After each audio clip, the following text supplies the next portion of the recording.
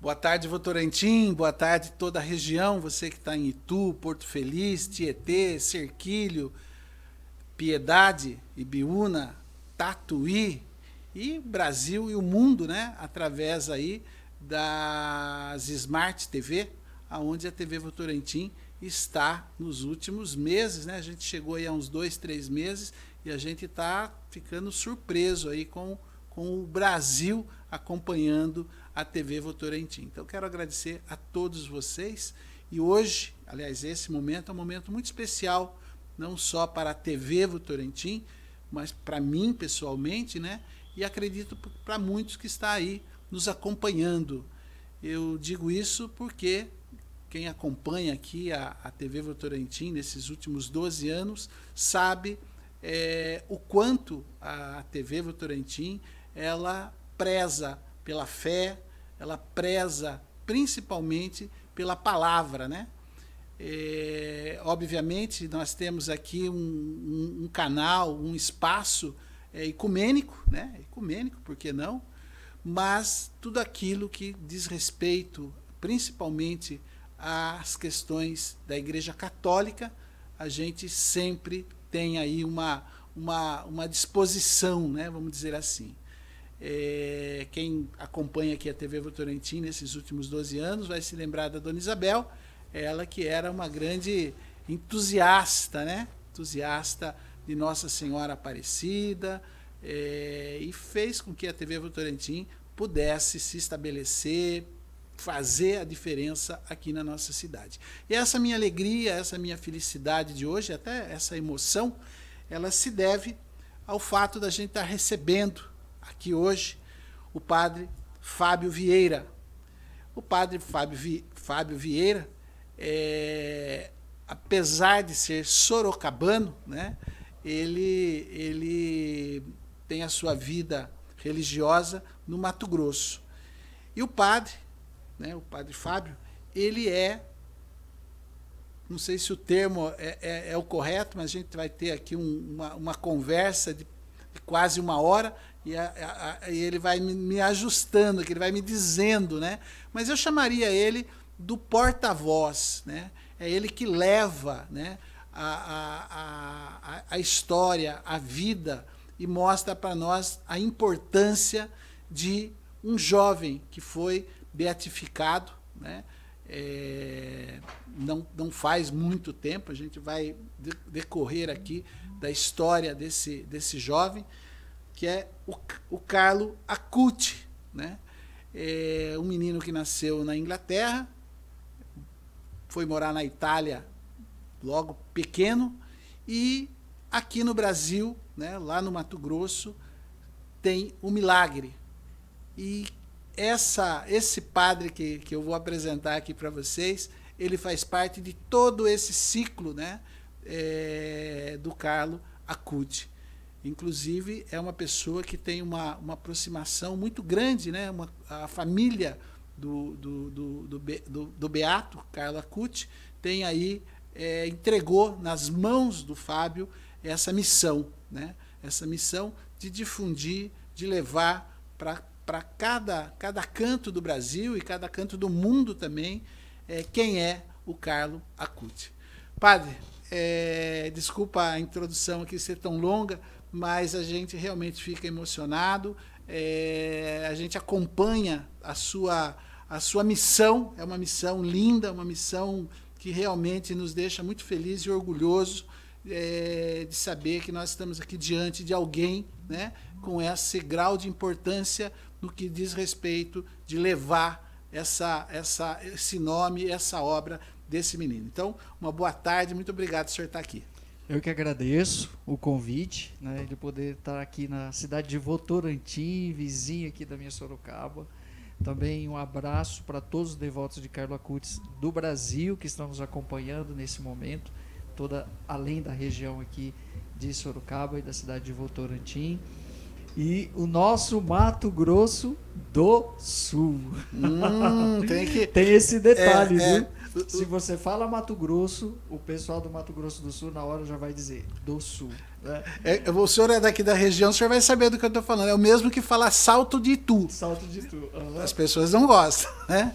Mas que bacana, eu agradeço imensamente o convite de vocês, o meu amigo Rogério que está aqui com a gente também, de poder mais esse momento partilhar a santidade do Carlo, que serve de testemunho, né, não só para nós padres, né, eu acho que sobretudo para nós padres, pelo seu amor à Eucaristia, mas também para toda a juventude, por todos aqueles que ainda, nesse momento difícil que nós estamos vislumbrando a saída dessa pandemia, quer ter esse reencontro com Deus, nada mais do que olhar o testemunho. E os santos, com as suas próprias vidas, nos dão esse testemunho de retorno àquilo que é essencial para a própria vida. Né? Perfeito. Padre, e em que momento o Carlo Acuti entra na vida do senhor? De que forma, de que maneira? Olha que interessante. Em 2011, eu encontrei um santinho do Carlo, por um acaso, numa paróquia, e atrás estava o endereço da postulação que estava ainda em Milão. E o telefone mesmo que estava ali era o telefone da mãe do Carlo. Eu estava indo para Assis, né, de férias, visitar Assis pela primeira vez, e entramos em contato com a mãe do Carlo. E ela lá me acolheu. Foi assim, foi por meio dela. Dona Antônia é a porta de entrada para eu conhecer o filho. Eu não conheci o Carlo primeiro, eu conheci primeiro a mãe dele. Por conta de um encartezinho que tinha o telefone dela, porque é ela mesma que fazia a divulgação do Carlo. Dona Antônia, ela com mais 2 pessoas lá em Milão. Porque é tão interessante que o Carlo foi um dos últimos processos, se não o último processo que o atual, na época, cardeal Scuola, famoso cardeal Scuola, abriu. Porque o processo começa na diocese, né? E foi um dos últimos processos que ele abriu antes de renunciar, né? Ele que participou de vários conclaves, né? O cardeal Scuola, e foi o Carlo que ele encerrou a missão dele lá em Milão, foi abrindo o processo do Carlo. E nesse encartezinho estava o endereço e o telefone da Dona Antônia para que as pessoas mandassem testemunhos, alguma coisa referente ao Carlo, então servo de Deus. Né? E quando ela me recebeu, foi assim uma empatia de cara. Daí todo ano eu ia para lá. Né? E um dos anos ela, Padre Fábio, vem. Ela vivia me chamando para passar uma temporada lá e ajudar na Associação Carlo Acutis, que estava começando. E, Dona Antônia, quem sabe, né? Um dia a gente vem. Ela queria muito ter um padre à disposição para acolher os peregrinos. Detalhe, está muito difícil a situação vocacional na Itália hoje. Nós não temos tantos padres como nós temos aqui. Para vocês terem ideia, na época que eu estava lá, em 2020, em Assis, éramos 25 brasileiros religiosos, entre padres e freiras. Então, não é mais um país fértil de vocações. Então, hoje, o que a Europa ou a própria Itália um dia nos colonizou nesse sentido da fé, hoje nós temos que retornar isso para a Itália. Então, há um número muito grande de brasileiros trabalhando nas paróquias lá. E em 2019, em julho de 2019, eu decidi ir. Foi uma grande festa para ela. E em 2020, quando fui, aconteceu tudo o que aconteceu. E, de repente, hoje eu estou aqui nesse trabalho de divulgação. Dona Antônia acompanha tudo. Pode ter certeza que o link disso aqui depois eu mando para ela. Ela acompanha tudo, agradece. E foi uma coisa meio que a pedido dela mesmo. Padre Fábio, você tem... Nem Instagram eu tinha. Né? Então começou esse trabalho lá, morando com eles na casa do Carlo, e hoje assim a gente tem uma ligação muito forte. Eu estou aqui, mas uma vez por semana a gente dá um alô. Em breve eu vou visitá-la novamente e aqui estamos, né? Espero estar correspondendo bem a esse chamado, que é um chamado de Deus, né? Porque além da minha paróquia, eu sou pároco também numa cidade de 25 mil habitantes, uma paróquia super grande, cheia de desafios ali na fronteira com a Bolívia, na diocese de Corumbá. E ainda faço esse trabalho também. Né? Então está sendo muito bacana. A gente tem que aproveitar esse chamado e esses momentos, porque eles são únicos, daqui a pouco passam. Né? Então a gente está respondendo a um chamado no tempo. Carlo vem ser um sinal nesse tempo. Há muita coisa a ser explorada desse jovem nesse momento. Né? que a gente pode estar conversando mais. Padre Fábio, o senhor nessa missão, o senhor já deve ter contado o início da história do Carlo N vezes, né? N vezes. Mas eu pediria para o senhor, que nós temos um público aqui, e tenho certeza que muitos dos que estão nos acompanhando nesse momento, talvez tenham o primeiro contato, passe a partir de agora a conhecer e, quem sabe, buscar mais informações, né? Uhum. O senhor poderia nos contar, né, claro, de uma forma resumida, né, essa trajetória dessa criança, né, que família que ela nasce, a partir de que momento da infância dele que ele começa a entender esse universo, né, e também essa vocação dele, né? Como que inicia essa vocação?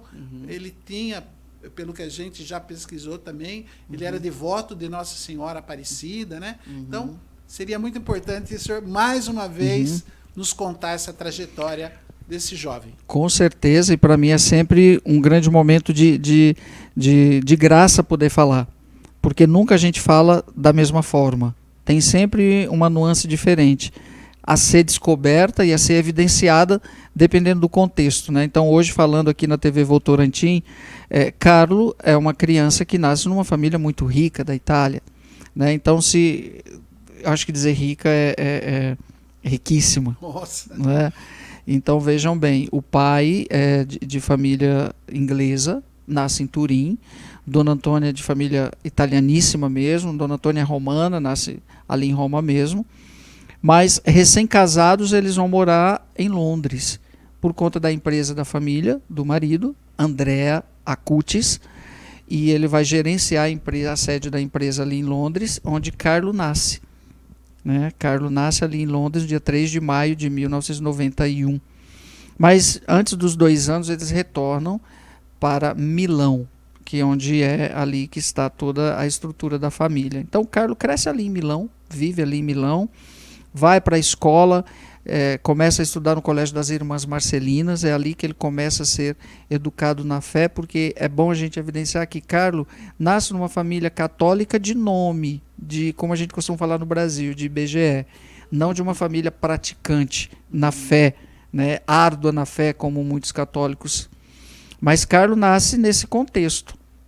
E já criança, o Carlo começa a apresentar sinais de que existia algo extraordinário naquela criança. Que faixa de idade, mais ou menos? Ali para os seus 4, 5 anos de idade, 6 anos de idade, porque Carlos já se interessava e já gostava das coisas da igreja, já gostava da vida dos santos. Então você veja bem, eu tiro pelos irmãozinhos dele hoje. Carlos fez a primeira comunhão aos 7 anos, os irmãos fizeram aos 5. Mas o divisor de águas dessa grande mudança da vida do Beato Carlo Acutis é aos 7 anos de idade, quando ele faz a sua primeira comunhão. Ali, tudo começa a ter uma outra conotação. Quando o Carlo faz a primeira comunhão, ele diz: de hoje em diante nunca mais eu deixarei de comungar, de ir à missa. E o meu projeto de vida é estar sempre com Jesus. Então veja bem, que maturidade de uma criança que aos 7 anos tem um projeto de vida. Nós adultos e muitos dos nossos jovens, se você for perguntar qual é o seu projeto de vida, não sei, eu quero ser médico, advogado, peraí, mas isso não é projeto de vida, isso aí tem que estar dentro do seu projeto de vida, que é algo maior. Então, no projeto de vida do Carlo, estava estar sempre com Jesus. Então, todas as outras coisas da vida daquela criança estavam em função do seu projeto de vida, porque ele dizia que a minha meta é o infinito. Minha meta é o infinito, ou seja, o Carlo não era um jovem do imanente, mas já vivia o transcendente. Por quê? O que é a santidade? Aqui eu faço um parêntese. Nós temos uma ideia muito caricata de santidade. Eu não sou digno de ser santo. Quantas vezes nós ouvimos as pessoas dizerem: eu não sou digno de ser santo. Mas a santidade é para fulano. E ainda nós rotulamos algumas pessoas por conta, às vezes, de algumas atitudes, em dizer: nossa, aquela pessoa é um santinho, porque de repente está rezando o texto todo dia. Nossa, que santinho é aquela pessoa. Você não sabe o demônio que está dentro dela, você não sabe, de repente. Né? Então nós vamos fazendo essas caricaturas e não é. O ser santo é justamente um chamado que Deus faz a você para você viver na sua humanidade. é potencializar tudo aquilo que você tem de dom e voltar aquilo para Deus. Então, o chamado à santidade é para todos. Carlos acolheu na sua vida, como eu posso, qualquer um de nós pode acolher. Né? Então, essa ideia de dizer que é privilégio de um e de outro, isso é falso. Mas o que chama atenção é a idade, né? É nessa idade ele ter... Exatamente. Exatamente. Aos 7 anos ele ter consciência disso. Já sabia o que queria. Né? Das poucas entrevistas que o pai do Carlos falou em público, na época da beatificação, a gente conseguiu com que ele fosse falar um dia. Que o pai é mais reservado do que a mãe. Muito, muito. A porta-voz da vida do filho é a Dona Antônia. Dona Antônia. E o André disse assim, olha, o meu filho não era ambíguo. O meu filho sabia o que queria. E tudo que fazia, fazia bem feito. Ponto final. Né? Então, assim, você encontrar uma criança ou um jovem que sabe o que quer, por quê? Porque tem projeto de vida. Tem projeto de vida. Então, tudo que está ao seu redor, ele vai ressignificar para o seu projeto.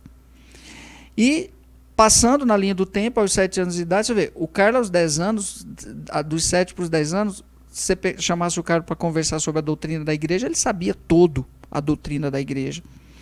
Se nós perguntarmos para os nossos católicos aqui se já leram o catecismo, meu Deus do céu. E Carlos já sabia. E a vida dos santos nem se fala. Né? Ele era expert na vida dos santos. Por quê? Porque eu busco na vida viver e conhecer aquilo que me atrai. Aquilo que vai formar o meu desejo. Então, se eu quero ser santo, eu vou me inspirar na vida dos santos. É aí que entra Francisco de Assis. São Francisco de Assis venceu a grande inspiração do Carlos. Grande inspiração do Carlos. Por que será? Eu faço a minha síntese. Eu digo porque eles tinham muito em comum. Muito. Eram 2 jovens. O que o senhor atribui esse muito em comum, além da fé, além da santidade? Na vida humana, eles tinham muito em comum. Primeiro, a riqueza.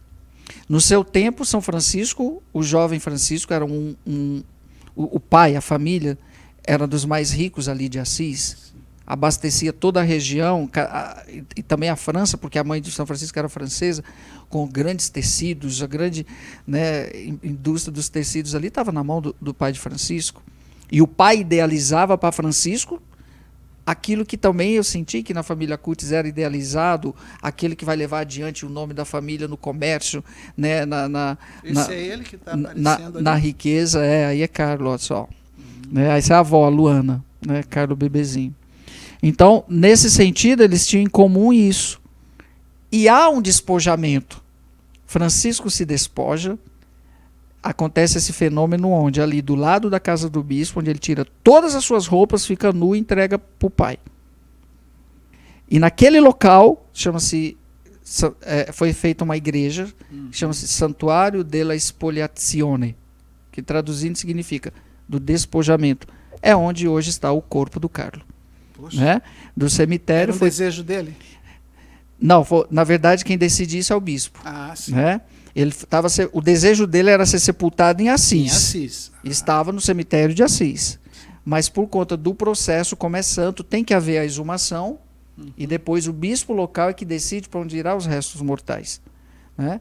E do Carlos foi transladado para o Santuário della Spoliazione, do lugar do despojamento de Francisco. Então isso não é por acaso. Por quê? Porque assim como Francisco, Carlos também se despojou.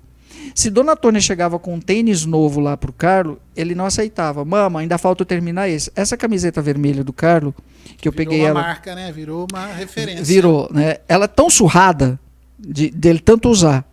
Tá lá no guarda-roupa dele, né? Enquanto não acabava, ele não aceitava que a mãe comprasse outro. Ou seja, não era o garoto do supérfluo, como hoje os nossos jovens fazem questão de ter.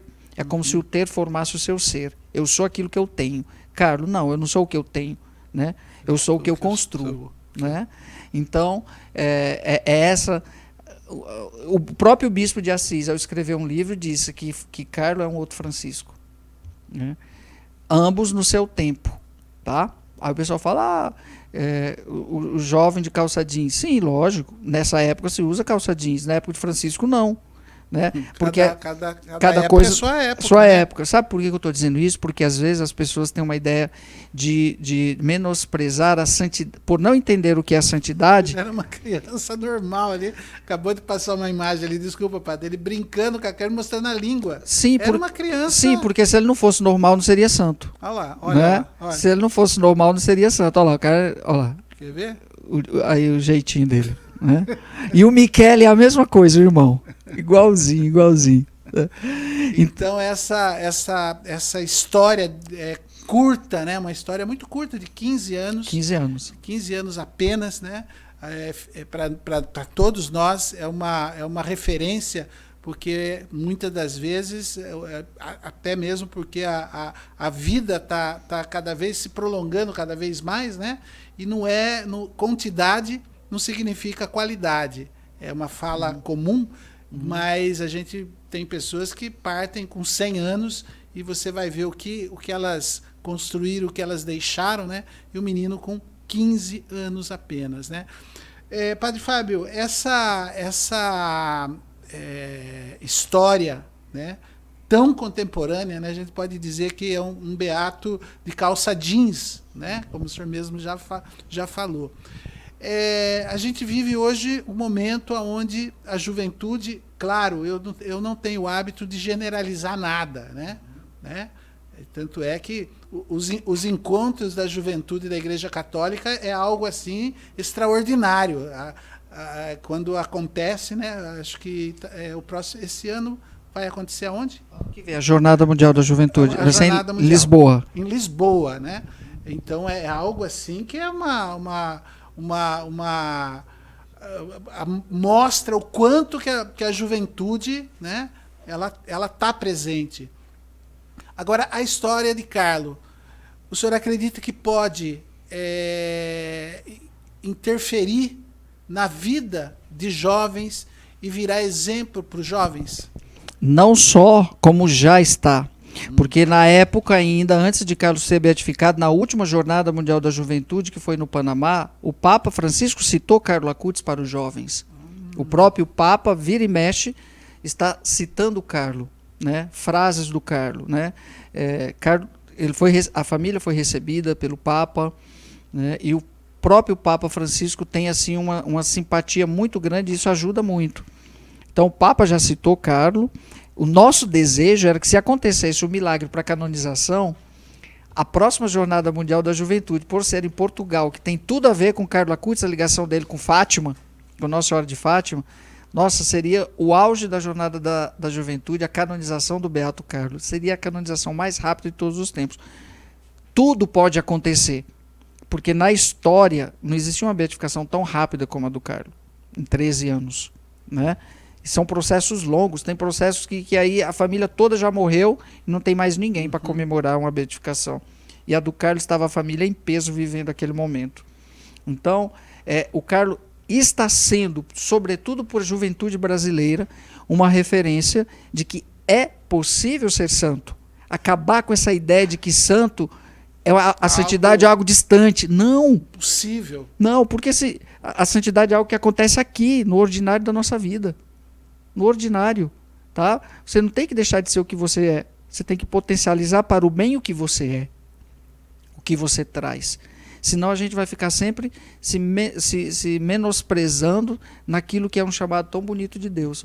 Então, onde a gente está passando aí pelo Brasil, os jovens estão encantados, porque eles ficam assim: meu Deus, é possível? É possível. Quem que disse que não era possível? A questão é que nos últimos tempos nós estamos vivendo um bombardeio de tantas ideologias diabólicas, que a santidade desapareceu até de dentro da igreja, se duvidar. Isso é forte que eu estou dizendo. Sim. Até de dentro da igreja, nas relações, na vida espiritual, porque essas, entre aspas, aí, certas ideologias entraram também. Como o relativismo, por exemplo, dentro da própria igreja, que está aí, né? Onde o que importa é ser feliz de qualquer jeito. A felicidade, diferente do que Carlos dizia, a minha meta é o infinito. A felicidade, olha que coisa bonita. Carlos dizia, a felicidade é um olhar voltado para Deus, e a tristeza é o olhar voltado para si mesmo. Então nós temos pessoas enganadas, achando que ser feliz é fazer tudo que quer e tudo que pensa e viver somente no imanente. E não é. Porque tudo aqui é efêmero. Tudo passa. O que fica? Aquilo que eu construí voltado para o infinito. Porque o espírito é quem transcende, o corpo acaba. Eu posso fazer 1001 regimes, eu posso fazer 1001 esportes. O corpo é finito. O corpo é finito. Então eu não posso parar nele. E Carlos tinha isso muito claro. Então 15 anos foi suficiente para ele. Né? Para ele entendeu muito rápido. Eu costumava dizer para Dona Antônia, o Carlos estava só passando chuva aqui, brincando com a gente, porque ele já estava no céu há muito tempo. É tanto que o momento da sua morte foi o momento mais feliz e mais sereno. Em 3 dias, Carlos foi internado na terça e morreu na quinta, para sexta. Então, foi algo muito rápido, fulminante, ninguém esperava. E foi o suficiente, morreu sorrindo. Acabou, pronto. Antes de morrer, chamou o padre para confessar e comungar e depois morreu. Então, assim, são coisas que você ainda está... Eu ainda estou fazendo a leitura até de muita coisa do que eu vivi com a família. Muita coisa ainda eu estou ainda... Digerindo, porque é muito, muito interessante. Eles também estão ainda digerindo muita coisa, porque foi tudo muito rápido também para a família, né? Tudo muito rápido. Então, que bom que a nossa juventude hoje não é parar no Carlos. O Carlos está sendo um instrumento de Deus para o retorno para Deus. Não é Carlos que é Deus, não é nem ele que queria isso, nem ele viveu a vida dele voltada para Deus. E se serve de exemplo para nós, por que não? Vamos abraçar, né? Ainda mais no mundo secularizado de hoje, no mundo vazio de tanta coisa, as pessoas se preenchem do nada. A nossa juventude é vazia de tudo, de só coisas que simplesmente não acrescentam, descartáveis. Né? A cultura do descartável. Carlos não era descartável.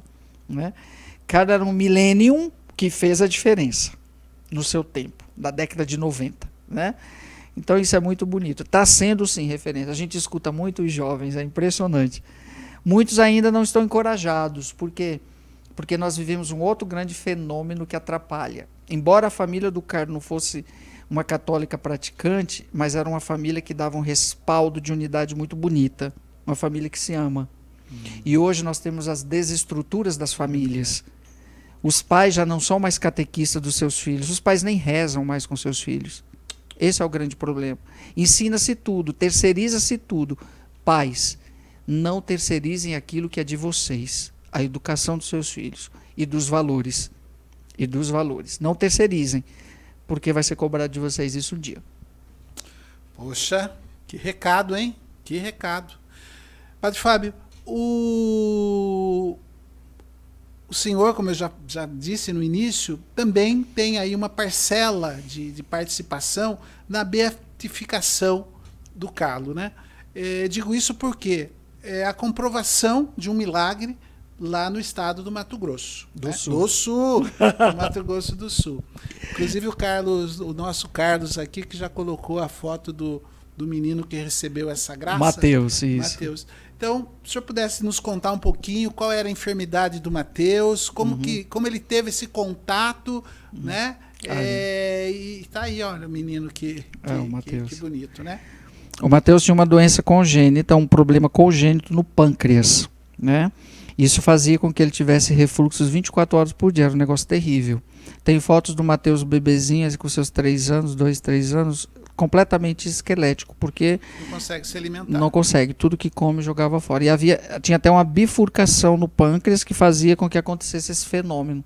Né? Então nada ficava no estômago. Foi que um dia o padre Marcelo, lá, pároco da paróquia São Sebastião, essa paróquia aí de Campo Grande, tinha também uma relíquia do Beato Carlo, né? E no dia 12 de outubro, na missa, na igreja Nossa Senhora Aparecida, o avô foi com o neto, né? E ele fez a oração no dia de Nossa Senhora Aparecida e pediu a intercessão do Carlos pela cura dele. Semanas depois, simplesmente, Mateus não tinha mais refluxo nenhum. Né? Aí começa-se o processo, o relato daquilo lá que é mandado para a Congregação da Causa dos Santos. Aí, meu amigo, aí começa... Isso durou... eu achei que foi até rápido, mas porque hoje a ciência, nós temos muitos recursos, né? Durou em volta 3... Foi desde 2013 que foi apresentado, foi 2018 que foi reconhecido. Uns 5 anos durou esse processo. Porque aí tem todo um acompanhamento, quando que é investigação, uma investigação minuciosa, porque para ser milagre, aqui vou explicar uma outra coisa antes de dizer o milagre dele. Okay. Hoje, todo dia chega relatos de milagres lá para Dona Antônia, lá para a associação. Mas muitos desses milagres não são milagres, são graças. E há uma diferença entre graça e milagre, né? Que é interessante as pessoas saberem, as pessoas não sabem. Então, deixa eu explicar qual é a diferença de graça e milagre. Eu dou sempre esse exemplo. A pessoa está com câncer, vai ao médico, o médico diz, olha, você tem 10% de chance, então vamos agora fazer todo esse tratamento que a ciência oferece, quimioterápico, etc, etc. A pessoa vai, muito devota, vai lá e reza para o santo também, pede a intercessão dele, fez o tratamento, etc, tal, foi curada. Aí ela diz, foi um milagre. Então, nesse caso aí, é milagre ou graça? É graça. Não é milagre. Por quê? Porque havia 10% de chance de cura. A pessoa está com câncer, vai no médico, o médico diz, olha, você tem 1 mês de vida, acabou, metástase completa, não tem mais chance nenhuma, prepare-se para morrer. A pessoa vai lá, reza, pede a intercessão do santo, toca na relíquia e é curada. É graça ou milagre? Aí é milagre. É milagre. Por quê? Porque a ciência não deu mais esperança. Que é o caso do menino. Exato. E a igreja se utiliza disso. O primeiro laudo que tem que ir para o Vaticano é o dos médicos. Primeiro. Está aqui as ultrassonografias do pâncreas do menino antes, até a bifurcação desapareceu. Ou seja, está aqui um pâncreas normal. Então a ciência se curva, nós não temos como explicar. Isso vai tudo em laudo. E eu fui o portador disso daí, aí que eu entro em cena. O Tribunal de Campo Grande que fez tudo, o arcebispo de Campo Grande quem abriu o processo. Sim. E todos os médicos são ouvidos, o Vaticano manda o menino fazer exame, tudo de novo. E é uma série de coisas, testemunhas mais testemunhas. Aí eu fui, levei, teve audiência no Vaticano, aí voltei, entreguei para o tribunal novos pedidos. O Vaticano mandou ouvir mais 10 pessoas, ou mandou ouvir até quem tirou a ultrassonografia, quem operou a máquina da ultrassonografia. E mais laudos de outros médicos completamente neutros. Aí fomos de novo, aí abre-se o processo novamente, teve essa segunda parte que durou uns 8 meses, 1 ano. Aí voltei novamente e levei, foi quando aí a junta médica do Vaticano é que dá o parecer. Depois, né, ainda tem os laudos, a junta médica do Vaticano, da congregação, o parecer final é dela. Se ela diz para o Papa, realmente, aqui a ciência não tem como explicar, é milagre. Aí foi o que aconteceu. Aí o Papa decreta que pode haver a beatificação, o milagre aconteceu. Né? Então foi esse o processo do Mateus, que hoje está forte, come tudo. E está gordinho, está bem mais do que isso aí. Padre Fábio, e assim, o processo, outra explicação, o senhor acabou de dar aí para nós uma explicação do que é milagre e o que é graça, né? Uhum. Beatificação e canonização. Uhum. Né?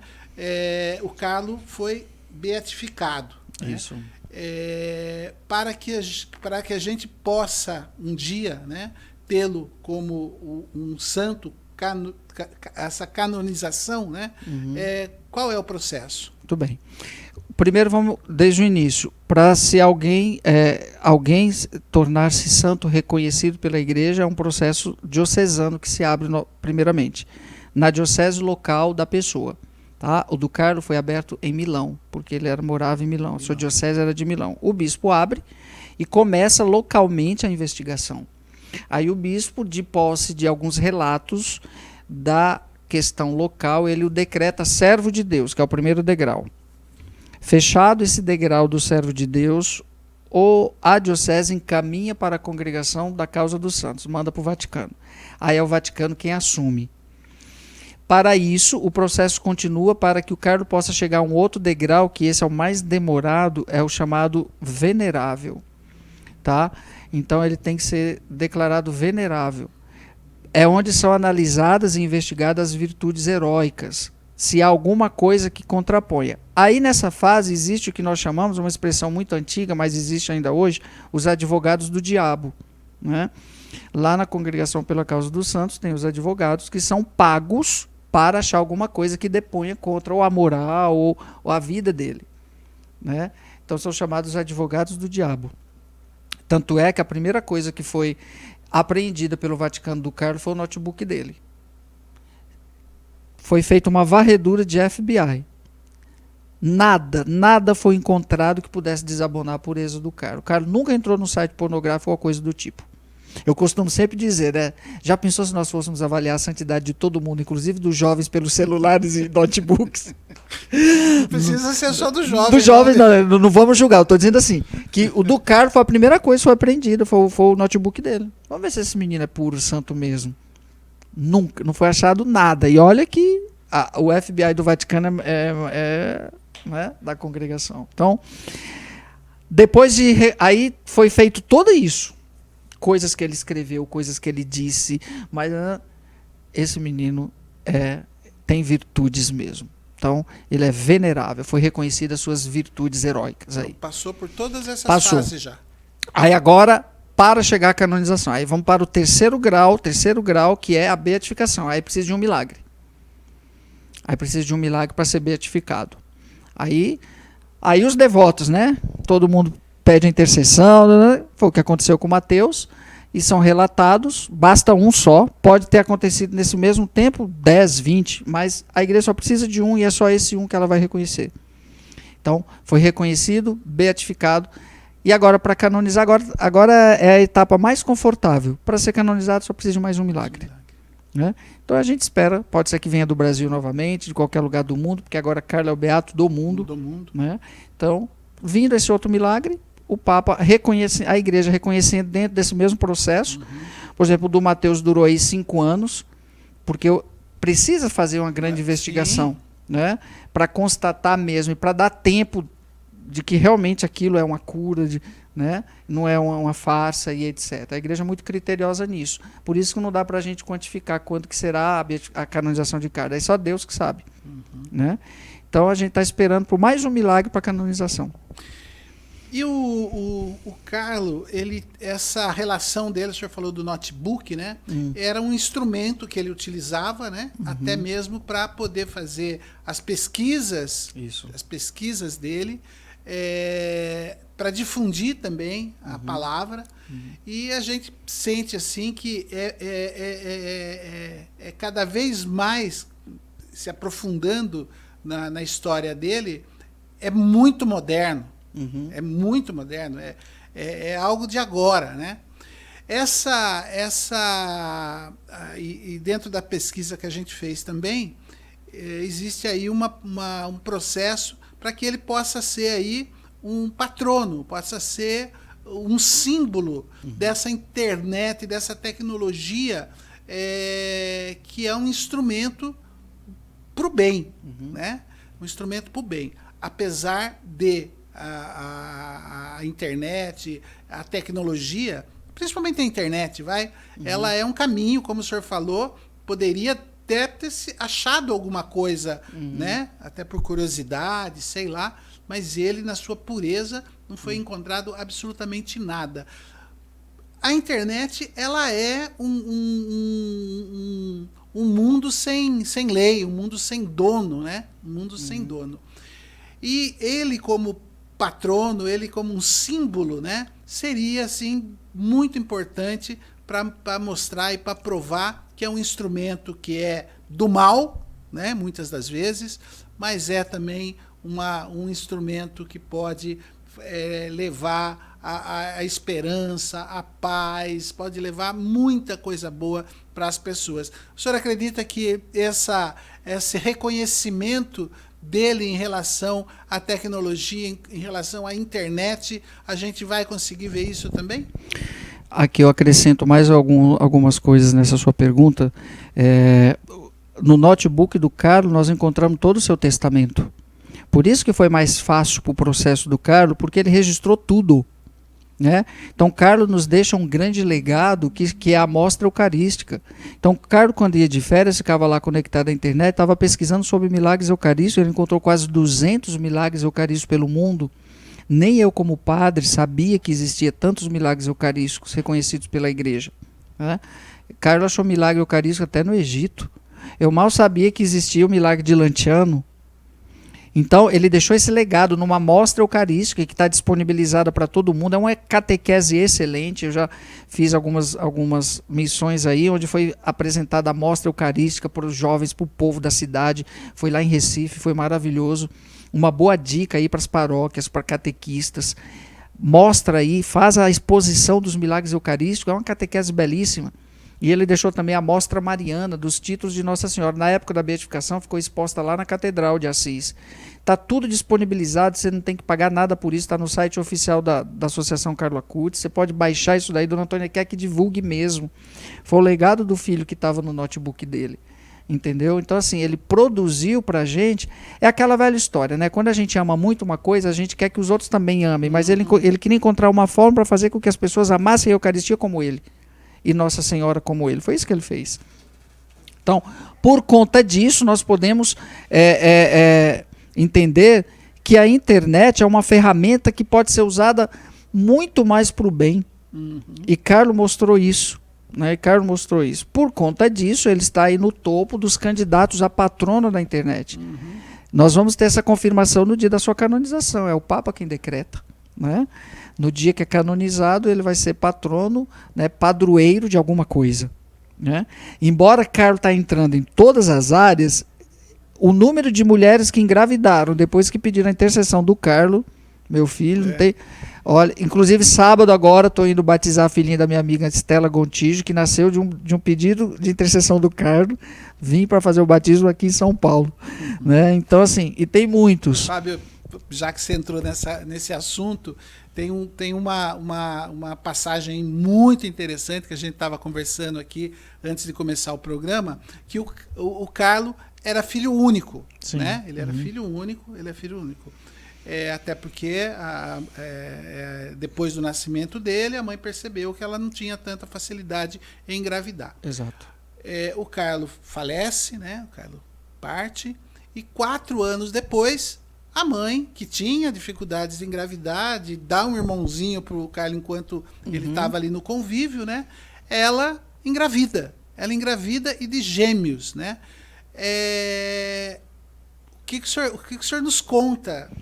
Né? É só uma coincidência? Não, Dona Antônia fala categoricamente que foi o primeiro milagre do filho dela. Ela é a primeira pessoa que experimenta o milagre do filho. Porque uma pessoa aos 43 anos que não podia engravidar, engravida de gêmeos, Francesca, a menina, e Michele, o menino, né? Miguel. Né, em homenagem às grandes devoções do Carlo, Francisco, Francesca e São Miguel, arcanjo. Então, ela disse, eu experimentei o primeiro milagre do meu filho, foi ser mãe, novamente, e ele mandou 2 ainda, para compensar. Né, então, isso é muito interessante, nada por acaso. Nada por acaso. Então, a partir daí também, eu vi que muitas mulheres pediram a intercessão do Carlo para engravidar e conseguiram. Olha aí. Então, eu acho que a Dona Antônia, ela fala muito disso. Então, ela é categórica em dizer isso. Então, é um milagre que aconteceu com a mãe. Bacana. E, assim, o Brasil, a gente também sente, percebe, né? Que tem aí, graças ao seu trabalho de difusão, de levar essa mensagem, né? Desse menino que é exemplo em vários sentidos. Então, o Brasil é um dos países onde o Carlo tem aí um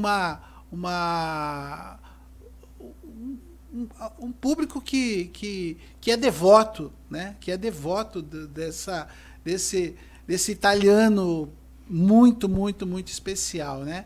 A Dona Antônia está nos projetos dela, está no plano dela vir conhecer o Brasil, estar aqui com os brasileiros que tanto reverenciam aí o Carlo? Tá, sim, tá. Ela quer muito conhecer o Santuário de Aparecida, né?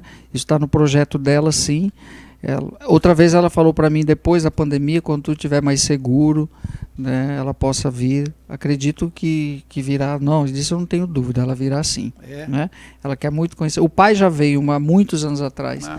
Conheceu só a região norte, Manaus, mas por causa dos negócios. Uma tia conheceu o Rio de Janeiro, o Nordeste, né, a tia Rosário. Turismo de classe média alta. Isso. Italiana, mas ela nunca veio com as crianças, nem Carlo também nunca chegou a vir ao Brasil. Mas por conta de tudo isso, imagina, ela tem esse grande desejo, ela já expressou. Quando ela se sentir mais segura por conta dessas coisas todas que estão acontecendo, com certeza ela virá.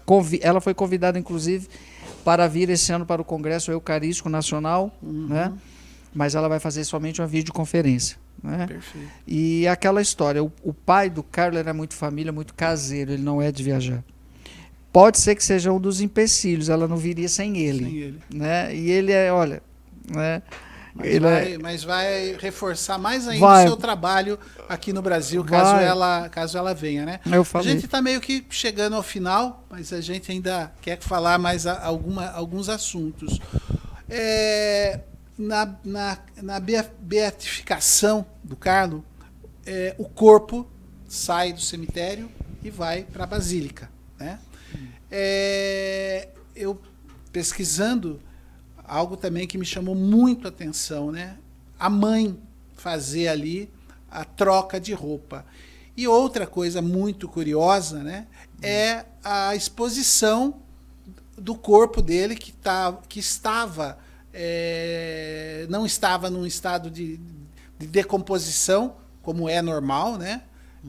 Apresentava algumas alterações, mas estava em condições de ter essa roupa trocada, né? Essa roupa trocada. Tarefa que a mãe fez questão de executar, né?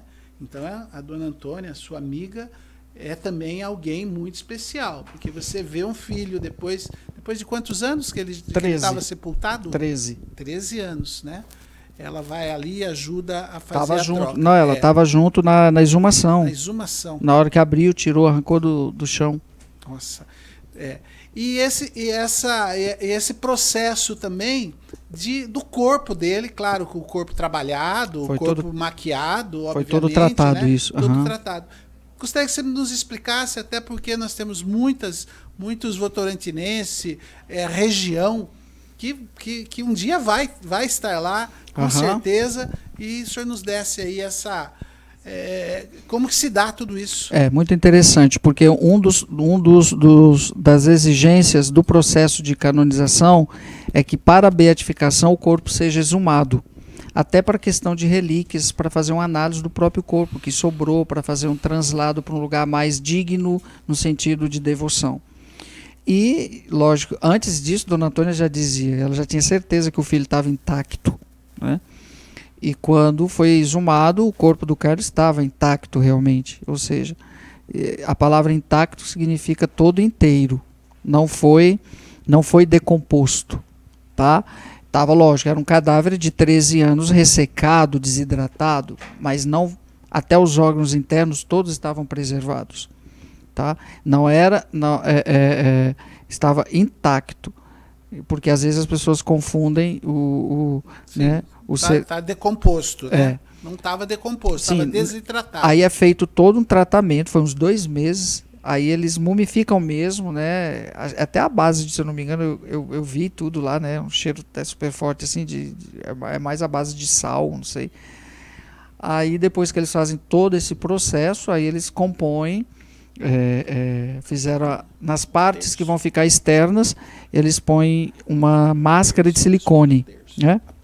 É uma máscara de silicone e também nas mãos são máscaras de silicone, porque imagina você expor um cadáver com a aparência daquela, embora eu vou dizer uma coisa para você, até cadáver o Carlos continuava bonito. Porque eu vi. Ele era um menino muito bonito mesmo, não? Tava até sorrindo, assim, daquele jeito que tá ali do lado. Tava meio que sorrindo. Eu olhei assim, eu fiquei olhando as unhas, a pele, assim, tudo preservado. Tudo preservado. 1,83 m, aquele garoto ali preservado. 1,83 m, um menino de 15 anos, 14 para 15 anos. O pai é 1,90 m, eu acho. Esse é o que está em exposição lá? Isso, é o que está lá no Santuário delle Spoliazioni. Esse daí é o que vai ficar permanente. Tá? Essa é uma máscara de silicone colocada sobre todo o rosto preservado. Você pode ver que não tem preenchimento. A máscara encaixa certinho. Eles fazem tudo com o cadáver lá, 3D, aquele negócio todo. Aí pega a melhor foto dele, etc. Porque tudo tem que encaixar certinho no que está, né? Porque estava ressecado. Então eles fazem uma espécie de hidratação no corpo também, e é feito tudo isso de silicone. E ali são os cabelos próprios do Carlo. Todo o cabelo do Carlo estava preservado, é tanto que as relíquias do Carlo de primeiro grau que estão pelo mundo são dos cabelos, né? Então nós trouxemos aqui a relíquia com os fiozinhos do cabelo do Carlo, porque não vai fatiar o Carlo para entregar para todo mundo. Relíquias. Então, as relíquias que estão indo para todos os lugares hoje são dos cabelos. Mostra a relíquia lá mais de pertinho pra nós. O coração do Carlo ficou na Catedral de Assis. Foi o que os pais entraram com o coração na hora da missa, né?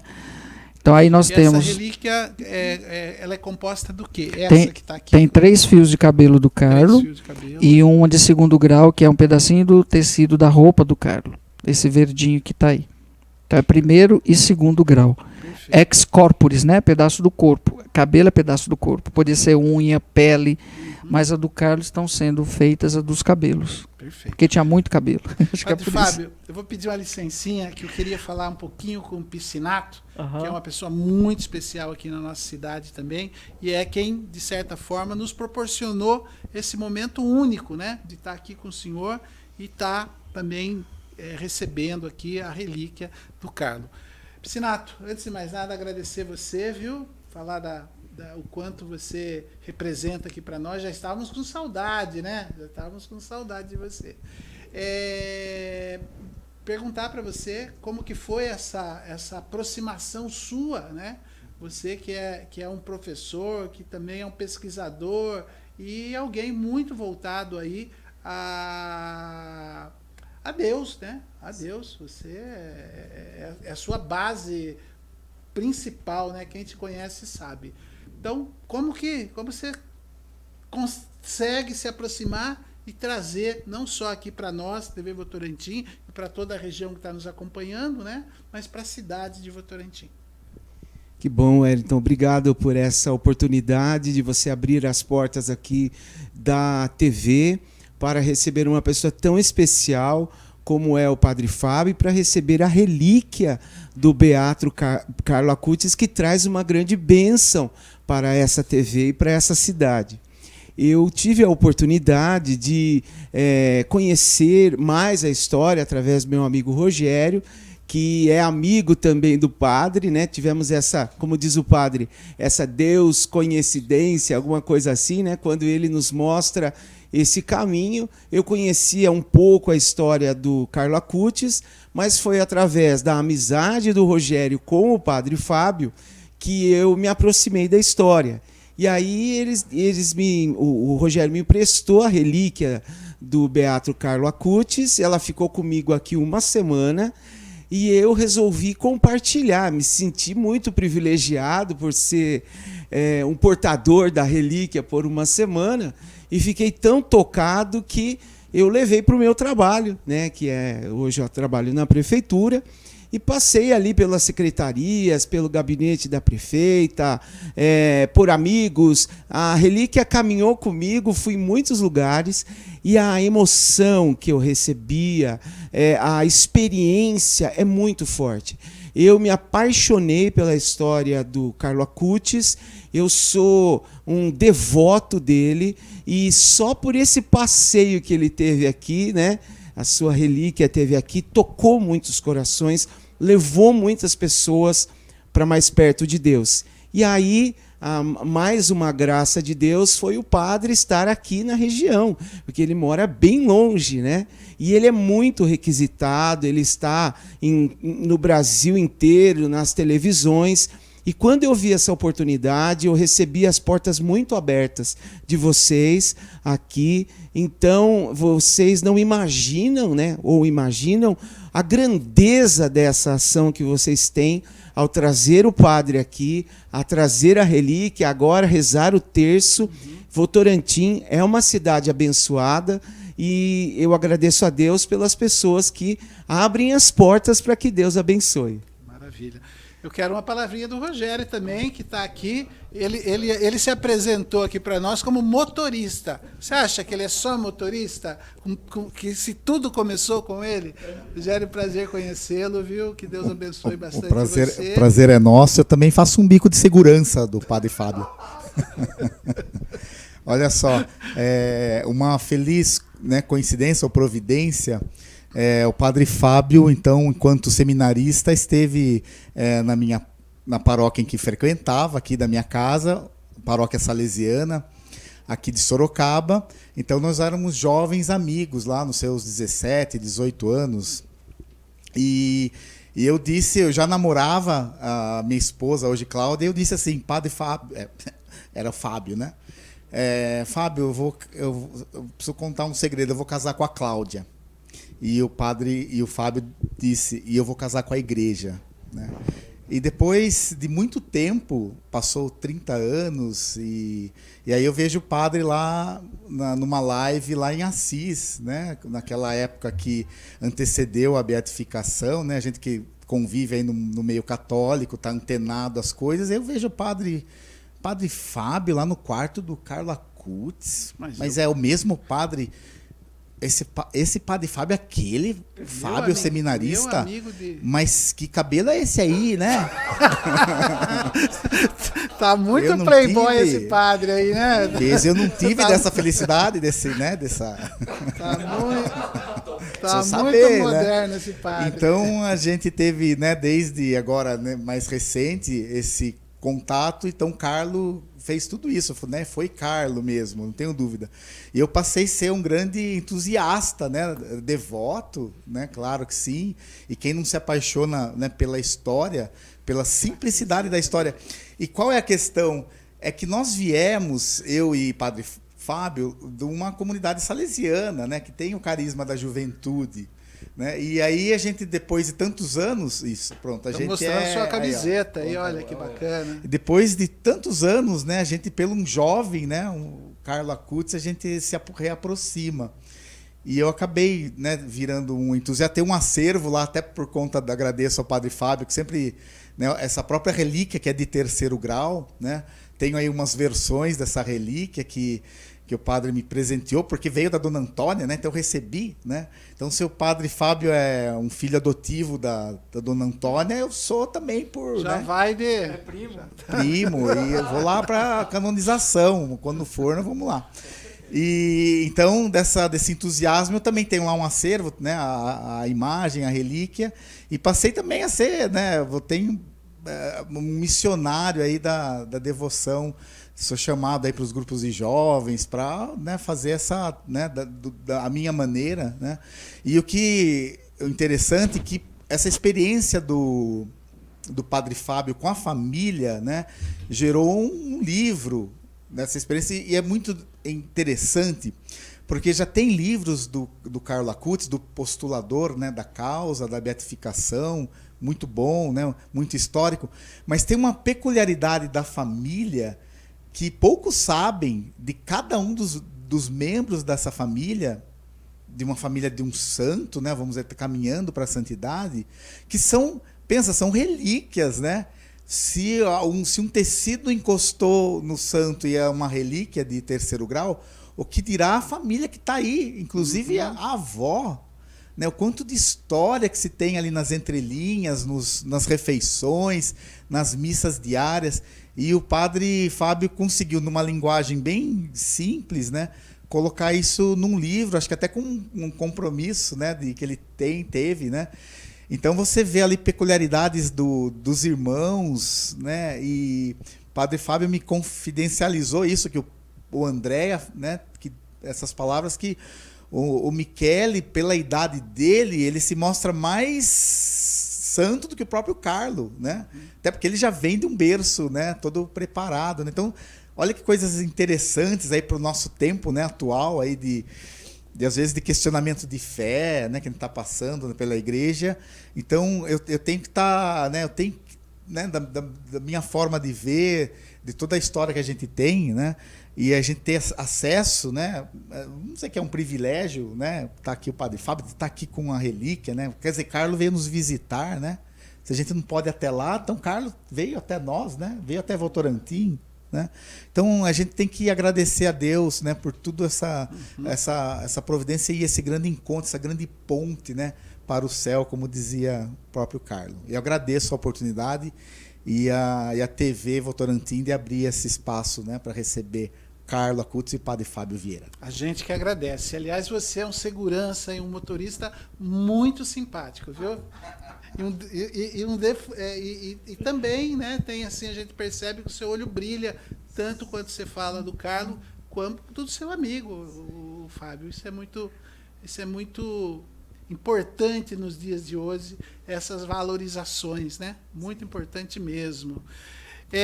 Padre, queria retomar aqui com o senhor em duas coisas. Primeiro, falar um pouquinho como que as pessoas podem se aprofundar no conhecimento sobre Carlo. Falou do livro, eu também já ia falar, porque eu pesquisei bastante para estar aqui com o senhor hoje, viu? Né? Tem várias coisas sobre ele, tem documentários. Achei que os documentários poderiam ser um pouquinho mais bem produzidos, alguns, né?